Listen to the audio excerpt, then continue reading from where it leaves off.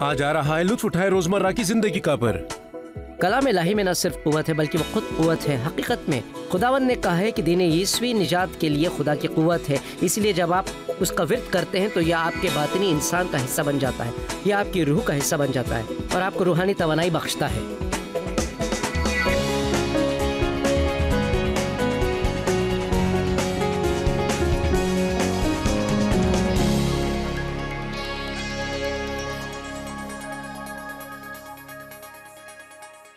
आज के इस प्रोग्राम में शरीक होने का शुक्रिया। क्या आप जानते हैं कि खुदा की औलाद होने के नाते आप हथियार बंद और खतरनाक हैं?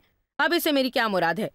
बाइबल हमें सिखाती है कि खुदा ने मसीह के जरिए हमें पुरजोर जिंदगी अता की है। हम सब जानते हैं कि हमारा एक दुश्मन है, शैतान हमारा दुश्मन है और वो हमारी जिंदगी में तबाही बर्बादी फैलाना चाहता है, लेकिन खुदा का शुक्र है कि उसने हमें उस पर इख्तियार दिया है। आपके पास हथियार हैं, आपके पास बख्तर है।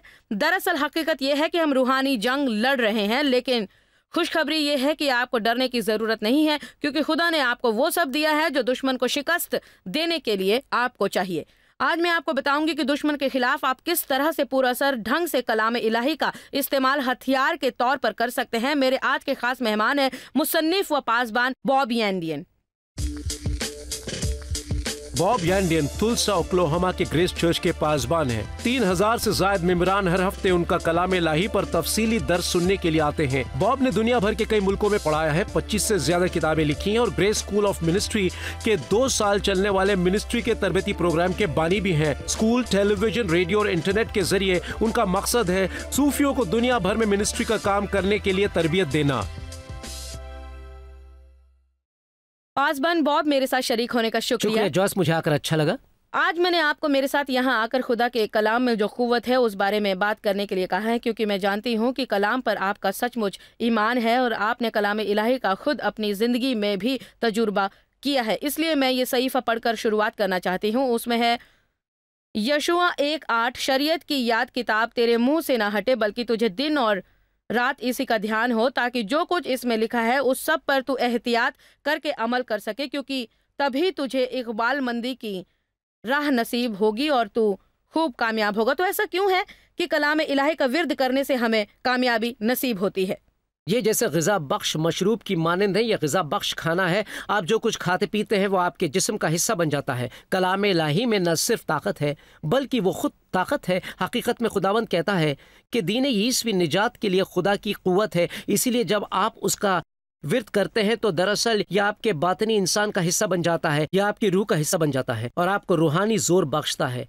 हम हमेशा जिस्मानी कुव्वत चाहते हैं और अपने जिस्म को बढ़ाने की कोशिश करते हैं यहाँ इस दुनिया में, लेकिन खुदा के पास तरीक़ा है जिससे आप अपनी रूहानी ज़िंदगी बढ़ा सकते हैं और ये कलाम इलाही से हो सकता है। हकीकत में याशू ने उसे अपने सर पर दे मारा जब उन्होंने कलाम इलाही का विर्द करने की बात कही। यह ख्याल कलाम इलाही में हर जगह मिलता है कि जब आप उसे लेकर उसके बारे में दिन भर सोचते हैं तो आपको कुव्वत मिलती है।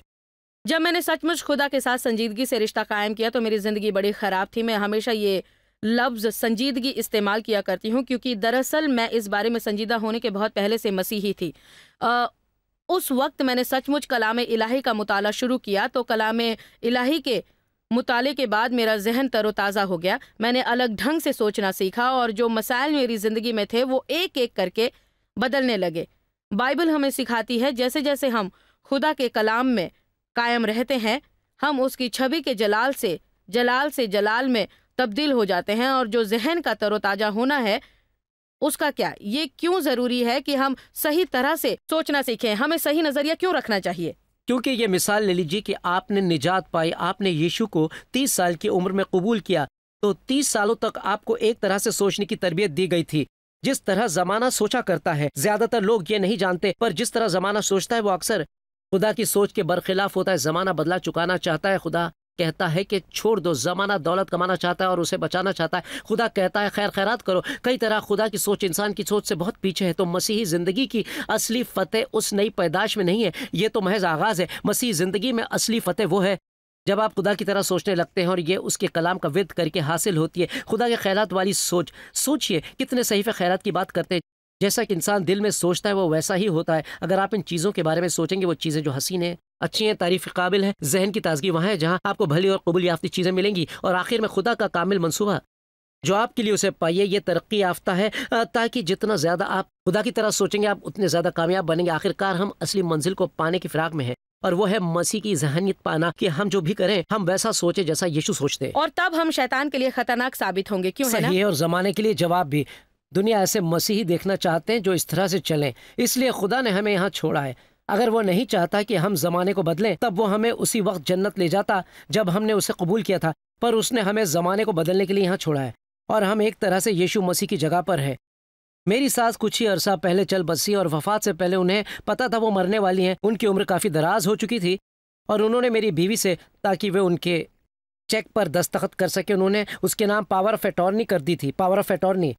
تو مرنے سے پہلے وہ اپنے چیک لکھ نہیں پاتی، گھر کا کرایہ دے نہیں پاتی، اپنی ضرورتوں کی چیزیں خرید نہیں پاتی، یہ کام میری بیوی کرتی۔ ایک روز میری بیوی کو یہ کرتا دیکھ مجھے خیال آیا کہ یہ ایسا تھا جیسے میری ساس ہی سائن کر رہی ہیں، اور یشوع کی جانے سے پہلے انہوں نے بھی تو ہمیں پاور آف اٹارنی دے ڈالی۔ وہ بولے اب میں اور یہاں نہیں رہ سکتا، پر تم لوگ میری جگہ لوگے، اگر وہ تمہیں قبول کریں گے تو وہ مجھے قبول کریں گے۔ میرا کلام زبان پر لاؤ، میرے خیالات پالو، میری طرح بنو۔ جب شیطان ہمیں آتا دیکھتا ہے، اور اب جو ہمیں مسیح کی ذہنیت ہے، تو یشوع کو آتا دیکھتا ہے، یہ بات اسے ڈرا دیتی ہے۔ میں ایک سیریز کر رہی ہوں آرمڈ اینڈ ڈینجرس، جو روحانی جنگ کے بارے میں ہے، اور کس طرح ہمارے پاس شیطان کے اوپر اختیارات ہیں، شیطان کے پاس طاقت ہے۔ کوئی یہ نہیں کہے گا کہ ایسا نہیں ہے، لیکن اچھی خبر یہ ہے کہ ہمارے پاس نہ صرف طاقت ہی ہے بلکہ ہمارے پاس اس طاقت کو استعمال کرنے کا اختیار بھی ہے، پر اس کے پاس وہی اختیار ہے جو ہم اسے دیتے ہیں، اور اکثر اوقات یہ اسے ہمارے پاس جانکاری نہ ہونے کی وجہ سے دے دی جاتی ہے۔ مجھے پتا ہے، جب مجھے پتا چلنے لگا کہ میرا ایک دشمن ہے جو میری زندگی تباہ کرنے کے لیے فراق میں بیٹھا ہے، کہ یہ ساری وارداتیں جو گزر رہی ہیں وہ قسمت یا اتفاق نہیں ہے، کہ واقعی میرا دشمن ہے جو قتل کرنا، چرانا اور برباد کرنا چاہتا ہے، تب میں کچھ پریشان سی ہو گئی تھی، کیونکہ میں اس کے بارے میں کچھ کرنا چاہ رہی تھی، لیکن کیا کروں میں یہ نہیں جانتی تھی۔ بائبل کہتی ہے کہ ہم ایک جنگ لڑ رہے ہیں۔ دوم کورنتھیوں 10:4-5 کہتا ہے کہ ہماری لڑائی کے ہتھیار جسمانی نہیں بلکہ خدا کے نزدیک قلعوں کے ڈھا دینے کے قابل ہیں۔ اور آگے بات کرتے ہیں خیالات اور تصورات کی، تو ہم جانتے ہیں کہ میدان جنگ ہمارے ذہن میں ہے، وہیں پر سے شیطان ہمیں ہراتا ہے جو ہمارے ذہن کی میدان جنگ ہے۔ کتنی بار لوگ سوچا کرتے ہیں مجھے اپنے خیالات پر قابو نہیں ہے، لیکن خدا ہم سے چاہتا ہے کہ وہ یہ ہے کہ جب برے خیالات آئیں تب اپنا منہ کھول کر کلام الہی کی تلاوت کریں، جس سے کہ شیطان ہار جاتا ہے، وہ بھاگ اٹھتا ہے، وہ ہمیں نہیں ستاتا۔ بالکل خدا کی طرح سوچنا، ایسا ہی تو خدا ہم سے چاہتا ہے، پر آپ شیطان کی چیزوں کی بات کر رہی تھی۔ دراصل خدا نے جو ہمیں دیا ہے وہ شیطان کی قوت سے بڑھ کر ہے، اور وہ ہے اختیار۔ لوگ اکثر یہ نہیں جانتے کہ قوت اور اختیار میں یہ فرق ہے، کہ جب نکڑ پر کھڑا ہو کر پولیس والا اپنا ہاتھ اٹھاتا ہے، روشنی بند ہوگی اس لیے وہ اپنا ہاتھ اٹھاتا ہے، اور ٹرک رک جاتے ہیں، گاڑیاں رک جاتی ہیں، وہ طاقتور گاڑیاں رک جاتی ہیں، اس لیے نہیں کہ وہ ان گاڑیوں سے زیادہ طاقتور ہے۔ اگر وہ رکنا نہ چاہے تو بہتر ہے کہ وہ راستے سے ہٹ جائیں، کیونکہ وہ اس سے زیادہ طاقتور ہے۔ پر جب وہ اپنا ہاتھ اٹھاتا ہے، وہ اقتدار اس جگہ کی سرکار کی نمائندگی کرتا ہے جو اس کے پیچھے، اگر اس سے وہ نہیں روکے جاتے تب ملک کی سرکار سامنے آ جائے گی۔ تو جب شیطان ہمیں اپنا ہاتھ اٹھاتے دیکھتا ہے، اور ہم جب یشوع کا نام لیتے ہیں، ہم اپنا اختیار استعمال کرتے ہیں، پھر چاہے جسمانی طور پر ہم کتنے ہی کمزور کیوں نہ ہوں، شیطان کو رکنا پڑتا ہے ہمیں دیے گئے اس اختیار کی خاطر۔ لوکا کے 4 باب میں بھی بائبل اس وقت کی بات کرتی ہے جب یشوع کو روح القدس بیاباں میں لے گئے تھے، جہاں شیطان نے 40 دن اور 40 راتوں تک ان کی آزمائش لی، کیوں کر روح القدس کسی کو بھی آزمائش کے لیے کہیں لے جائیں گے۔ ہمارے ایمان کی آزمائش ہونی ہے، ورنہ کوئی بھی نہیں جان پائے گا کہ اس کی کوئی قیمت ہے یا نہیں۔ یہ کہنا آسان ہے کہ آپ کیا مانتے ہیں یا کہ آپ کیا کر سکتے ہیں، لیکن ہم اکثر دیکھتے ہیں کہ حالات کچھ اور ہی ہو جاتے ہیں جب ہمیں آزمایا جاتا ہے۔ جو دلچسپ چیز اس 40 دن کی جنگ میں ہوئی، وہ دشمن سے لڑے تھے کہ الگ الگ وقت پر شیطان نے آ کر ان سے کہا۔ لوکا 4 کہتا ہے اور ابلیس نے یشوع سے کہا، لیکن جو یشوع نے کیا مجھے وہ بہت پسند ہے، لکھا ہے، اور یشوع نے ابلیس سے کہا یہ لکھا ہے، صحیح ہے، اور انہوں نے صحیفہ بیان کر دیا۔ جی ہاں، شاید میری اپنی زندگی میں نے نہ صرف کلام الہی کو شیطان کے اور میرے مخالف کھڑی اس ہر شے کے خلاف استعمال کیا ہے، بلکہ اپنی ذاتی کمزوریوں کے، اپنی جھجک اور اپنے خوف جو میرے اندرون میں ہے، کیونکہ مجھے خدا نے خوف کی روح نہیں دی بلکہ قوت، محبت اور دانش مندی کی دی ہے۔ ان آیات کو مجھے اپنے اوپر پڑھنا پڑا تو جو سب سے زبردست ہتھیار خدا نے ہمیں بخشا ہے وہ ہے کلام الہی، تاکہ میں اسے اپنے منہ سے بول سکوں۔ بائبل فرماتی ہے خدا کی حمد و ثنا اپنے منہ میں ہے اور ہاتھ میں دو دھاری تلوار۔ ہمارے ہاتھ میں خدا کا کلام ہے جو ہمارے منہ سے نکلے اور اسی سے قوت آتی ہے۔ میں سچ مچ مضبوطی سے یہ مانتی ہوں کہ کلام الہی کو آواز بلند میں ورد کرنا چاہیے۔ میں نے آزمایا ہے، جب مجھے لگتا ہے کہ میرے خیالات غلط ہیں تو جو بہترین طریقہ ان کو روکنے کا ہے کہ کلام الہی کو آواز بلند میں ورد کیا جائے، کیونکہ وہ انہیں روک دیتے ہیں اور میرے ذہن کو تر و تازہ کر دیتے ہیں۔ تھوڑی دیر بعد جب ہم واپس لوٹیں گے میں بات کرنا چاہوں گی کہ کلام الہی کو اپنی زندگی میں اول درجہ دینا مشکل کیوں ہوتا ہے اور کس طرح ہم پابند بنے، اور لوگوں کو بتاؤں گی کہ یہ اتنا ضروری کیوں ہے۔ وقت ہے تھوڑی دیر کے لیے آپ سے اجازت لینے کا، لیکن دیکھتے رہیے، اور جب ہم واپس لوٹیں گے ہم کچھ زبردست چیزیں بتائیں گے کہ کیسے آپ کلام الہی کے ذریعے دشمن کا مقابلہ کر سکتے ہیں۔ پروگرام میں پھر سے خوش آمدید۔ کلام الہی کا ہونا ضروری ہے تاکہ آپ زندگی کا ہر دن ہنسی خوشی گزار سکیں۔ کلام الہی زندہ ہے اور قوت سے بھرا ہے۔ کالج کے یہ طالب علم اس بات سے پوری طرح سہمت ہیں۔ میں کلام الہی کے بغیر آج زندہ نہ رہتا۔ یہ بنیادی روپ سے بے حد ضروری ہے کہ میں روزانہ کلام الہی سے جڑا رہوں۔ جنہیں بھی تعلیم کی ضرورت ہے انہیں بائبل کو ضرور پڑھنا چاہیے۔ مجھے لگتا ہے اس سے انہیں ضرور فائدہ ہوگا۔ وہ جو چاہتے ہیں وہ انہیں ملے گا۔ کلام الہی راہ دکھاتا ہے، عقل دیتا ہے، علم دیتا ہے۔ اس نے مجھے نئی راہ دکھائی ہے اور مجھے پتا چلا ہے کہ مجھے کیسے جینا ہے۔ اس نے مجھ پر کافی گہرا اثر چھوڑا ہے اور اب تو میں اس کی عادی ہو گئی ہوں۔ میں اس کے بغیر نہیں رہ سکتی۔ خدا ہم سے رشتہ رکھنا چاہتا تو اس نے ہمارے لیے راہ تیار کی تاکہ ہم اسے جانیں، اور میں روزانہ اس کا شکر ادا کرتا ہوں۔ یہ ایک جھلسا دینے والی آگ ہے جو ان طرز عمل پر قابض ہے جو ہر ٹیڑھی راہ کو سیدھا کر سکتی ہے۔ تو جب آپ کلام الہی کا ذکر کریں تو جان لیں کہ کلام الہی زندہ ہے۔ پاسبان باب، مجھے یقین ہے کہ کئی ناظرین آج یہ سوچ رہے ہوں گے کہ میں ہر ہفتے چرچ جاتا ہوں، کیا یہ کافی نہیں ہے؟ تو ہمارے لیے پڑھنا اتنا ضروری کیوں ہے؟ پر پڑھنا اور مطالعہ بھی کرنا کلام الہی کا کیوں، جبکہ ہم چرچ تو جاتے ہی ہیں؟ تو یہ ایسا ہوا، کیا یہ ٹھیک ہوگا اگر میں ہفتے بھر میں ایک بار کھانا کھاؤں تو کیا میں زندہ رہوں گا؟ آپ کو ہفتہ بھر غذا کی ضرورت ہوتی ہے۔ میری بیوی اور میں بیٹھ کر یہ تو طے کر لیتے ہیں کہ ہم کس ہوٹل میں کھائیں گے، کیونکہ ہوٹل میں کھانا خاص طرح سے بنتا ہے، پر باقی روز ہم گھر پر کھانا پکاتے ہیں، گھر کا بنا ہوا کھانا۔ میری بیوی پکوان پر بنے پروگرام دیکھتی ہیں۔ بات یہ ہے کہ آپ کو کلام الہی پڑھنا ہے اور جاننا ہے۔ مجھے یہ روزانہ چاہیے۔ یشو نے کہا، جسے ہم خداوند کی دعا کا ایک حصہ کہتے ہیں، آج ہمیں تو روز کی روٹی دے دے۔ میں نہیں مانتا کہ یہ صرف جسم کی غذا کی بات کرتا ہے، یہ کہتا ہے کہ ہمارے لیے روزانہ کلام الہی کی ضرورت ہے۔ ایوب بولا، میرے لیے خدا کا کلام کھانے پینے سے بڑھ کر اہمیت رکھتا ہے۔ اگر غذا ضروری ہے تو خدا نے کہا اس کا کلام زیادہ ضروری ہے۔ خدا نے کبھی نہیں کہا کہ ہم اس کے کلام کا روزہ رکھیں، اس نے کہا کھانے کا روزہ رکھو، کہ کھانا مت کھاؤ اور کلام کی تلاوت کرو۔ تو وہ اس کلام کو ہماری دنیاوی غذا سے زیادہ اہم مانتا ہے۔ تو اگر ہم روز کھانا کھاتے ہیں، دن میں 2 یا 3 بار، تب ہمیں ایسا ہی کلام الہی کے ساتھ کرنا چاہیے اور اس پر دھیان دینا ہے، جیسا کہ آپ نے پروگرام کے پہلے حصے میں بتایا۔ اس وقت وہ لاکھوں لوگ جو یہ پروگرام دیکھ رہے ہیں وہ چرچ جاتے ہیں، لیکن پھر بھی ان کی زندگی میں یہ بڑے بڑے مسائل اور معاملات ہیں۔ ضروری نہیں ہے کہ وہ ایسا بننا پسند کرتے ہیں، پر وہ نہیں جانتے کہ اس سے کیسے نپٹا جائے، اور یہ اس لیے کہ زیادہ تر لوگ کلام الہی کا مطالعہ ہی نہیں کرتے۔ مجھے یہ کہنا پسند نہیں ہے کہ اسے پڑھو، کیونکہ مجھے لگتا ہے کلام پڑھنا اچھا ہے، پر ہمارے لیے اس سے بڑھ کر ہے گہرائی میں اترنا۔ ہمیں کلام الہی کا مطالعہ کرنا چاہیے۔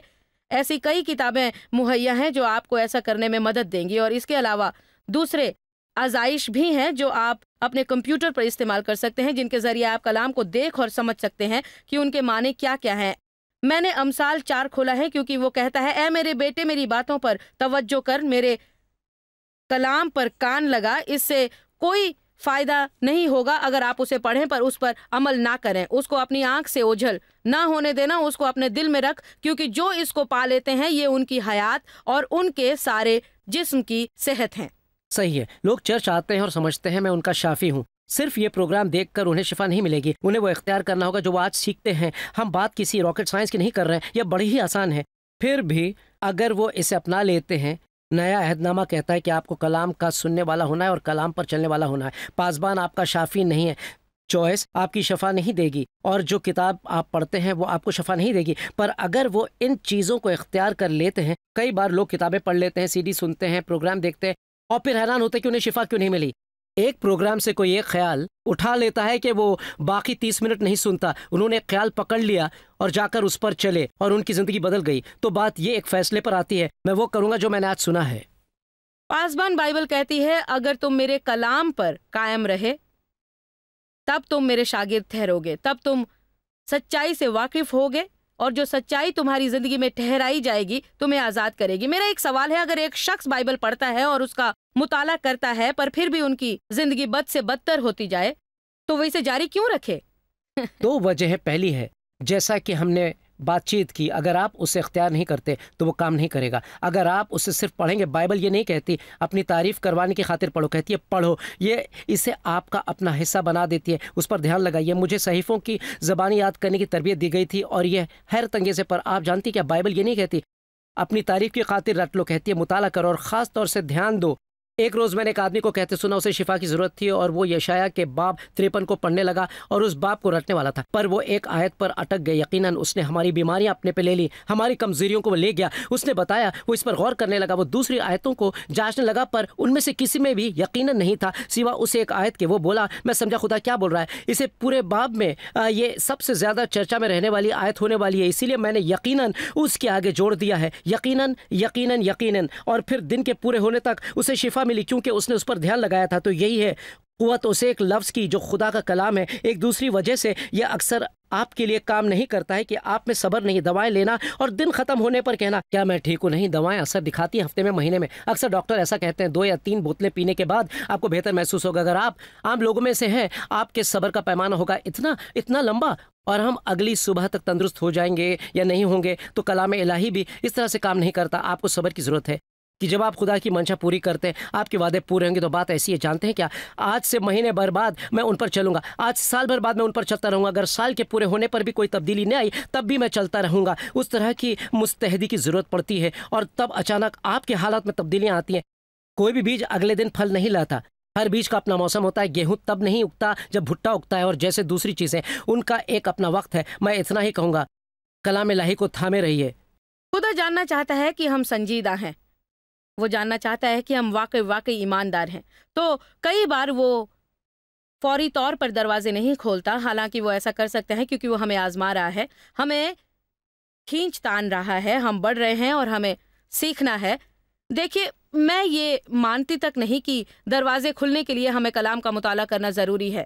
میرا مطلب ہے، میں مانتی ہوں کہ ہمیں خدا کے کلام کا مطالعہ اس لیے کرنا چاہیے کہ ہم خدا سے اور اس کے کلام سے محبت رکھتے ہیں۔ اکثر مقصدوں کا ایک دور ہوتا ہے جسے چھانا جاتا ہے، جب تک کہ جیسا آپ نے فرمایا آپ اس نقطے پر پہنچ نہیں جاتے جہاں آپ اپنی ایمانداری سے اور خدا کی اس قدر محبت میں اور اس کے کلام کی اس قدر محبت میں ہوتے ہیں کہ آپ ایسا کوئی فوری نتیجہ پانے کی غرض سے ایسا نہیں کرتے۔ یہ آپ کے اور خدا کے بیچ رشتے کا ایک حصہ ہے۔ اگر آپ کا اور میرا کوئی رشتہ ہے تب آپ جو کہنا چاہیں گے میں سننا چاہوں گی۔ آج اس پروگرام کے بعد ہم دوپہر کا کھانا ساتھ جا کر کھائیں گے اور میں نے 2 باتیں سوچ رکھی ہیں جن کے بارے میں آپ سے پوچھوں گی کیونکہ میں ان پر آپ کی رائے جاننا چاہتی ہوں۔ تو آپ جانتے ہیں یہ رشتے کا ایک حصہ ہے، تو اگر ہم خدا سے رشتہ بنانا چاہتے ہیں تو پھر وہ جو کہنا چاہتا ہے ہم وہ سننا چاہیں گے، اور اس نے اس کتاب میں وہ لکھ دیا ہے جو وہ ہم سے کہنا چاہتا ہے۔ تو مجھے یاد دلائیے گا کیونکہ یہ پروگرام اسی کے بارے میں ہے کہ ہم شیطان سے جنگ لڑ رہے ہیں اور ہم ہتھیار بند ہیں اور خطرناک ہیں، ہمارے پاس ہتھیار ہے۔ تو یہ شیطان سے لڑنے کا ہتھیار کیسے ہوا؟ یہ خدا کا ہتھیار ہے، شیطان کا کوئی بھی ہتھیار اس کے سامنے نہیں ٹک سکتا۔ یہ خدا کا سب سے مکمل ہتھیار ہے اور اس نے وہ ہمارے منہ میں رکھا ہے اور ہمارے دلوں میں روزانہ ڈالتا ہے۔ یشوع نے اس کا استعمال کیا، آپ نے اس کا ذکر کیا۔ جب یشوع کا امتحان لیا گیا 3 بار انہوں نے شیطان سے کہا ایسا لکھا، ایسا لکھا، ایسا لکھا ہے، پر کیا آپ کو کچھ پتا ہے؟ آپ تب تک ایسا لکھا ہے نہیں کہہ سکتے جب تک آپ نہیں جانتے کہ ایسا لکھا ہے، اور دل کے بھرپوری سے منہ بولتا ہے۔ میرے خیال میں یشوع خدا کی ہو بہو جیتی جاگتی تصویر تھے۔ وہ کہتے اسے دیکھو اس نے کیسے کیا، اسی طرح تم بھی کرو۔ جب انہوں نے اسے قبول کیا اب وہ تمہیں بھی قبول کریں گے۔ شاگردوں نے پوچھا ایمان کیسے کام کرتا ہے؟ وہ بولے دیکھو میں بتاتا ہوں، اس پہاڑ سے کہو۔ وہ بولے کہو۔ تو پولس کی زندگی میں کیسے ہوا؟ وہ بولے تو ان چیزوں کو ہم کس طرح بولیں؟ تمہارا مطلب ہے ہم چیزوں سے باتیں کریں؟ بالکل ہم کرتے۔ وہ مثال، خدا نے مسیح کو چھوڑا، مسیح نے ہم کو چھوڑا، ان چیزوں سے ہم کیا کہیں؟ ہمیں اپنے مسائل سے آنکھیں ملا کر کہنا چاہیے اگر خدا میرے لیے ہے چیک بک تو میرے خلاف نہیں ہو سکتی تو۔ अगर खुदा मेरे लिए है डॉक्टर की रिपोर्ट तो मेरे खिलाफ नहीं हो सकती। जो कुछ मेरे घर वाले, मेरे दोस्त मेरे बारे में कहते हैं तो मेरे खिलाफ कोई नहीं हो सकता। एक बात का मुझे यकीन है, मुझे पता है 30 साल पहले मैं कैसी थी। मुझे पता है मुझ में बिल्कुल खुशी नहीं थी, सुकून नहीं था, फतेह नहीं थी। तब भी मैं एक मसीही थी, पर मैं किसी और की ज़िंदगी में कोई फ़र्क नहीं ला रही थी क्योंकि मेरी शहादत सही नहीं थी। आप मुझ में मसीह का नूर नहीं देख सकते थे क्योंकि मेरी रूह में ये तमाम मसाइल थे और मैंने कभी गौर तक नहीं किया कि कलाम इलाही मेरी रूह की दवा है। पर एक बार जब मैंने ईमानदारी से कलाम इलाही का मुताला जारी किया, मैं धीरे धीरे बदलने लगी, रफ्ता रफ्ता बदलने लगी और मुझे कलाम से मोहब्बत होने लगी। कभी कभी मैं अपनी बाइबल को सीने से लगा लेती हूँ। लोग जानते हैं मैं इसे चूमती तक हूँ। मैं अपनी मालूमात के लिए खुदा की शुक्रगुजार हूँ, लेकिन इसके लिए मैंने 30 बरसों तक मुताला किया है। तो हम अपने नाजरीन से कहेंगे कि वो मुताला करना, ध्यान लगाना और गौर करना अपनी रोज़मर्रा की ज़िंदगी का एक मामूर बना लें, और जब उन्हें महसूस हो कि दुश्मन उन पर हमला कर रहा है, तब बजाय इसके कि वो अपने एहसास और अपने ख्याल का जिक्र करें, वो कलाम इलाही का विर्द करें, क्योंकि कलाम इलाही में ज़बरदस्त क़ुव्वत होती है सारे मसलों को जड़ से मिटाने की। सही है। जो सहीफ़ा मुझे याद आता वो ये कि खुदा ने अपने कलाम को अपने नाम से भी बुलंद किया है। लफ्ज़ नाम का मतलब खुद खुदा नहीं है। जैसे मेरा नाम खुदा है, इसके नाम है नामवरी। हम अपने नाम को लेकर फिक्रमंद रहते हैं और खुदा ने कहा अपने नामवरी को फेंक दो। यीशु ने अपने नाम को बढ़ावा नहीं दिया। एक चीज़ को अपनी ज़िंदगी के हर चीज़ से ऊपर उठा दो, कलाम इलाही। उसने कहा मैंने पूरा कर दिया, अब तुम कर सकते हो। और फिर जो आखिरी सहीफ़ा हम आज पढ़ने जा रहे हैं वो मेरा बड़ा पसंदीदा है। मैंने उसे नक्श करवा कर अपने दफ्तर में छोड़ रखा है। ज़बीर 107:20 वो अपना कलाम नाजिल फरमा कर उनको शिफा देता है और उनको उनकी हलाकत से रिहाई बख्शता है। तो आपके पेश नज़र कुछ मालूमात है जो कलाम इलाही को आपकी ज़िंदगी में इख्तियार करवाने में मदद करेगी, और उसके बाद मैं आपको मनादी दूंगी।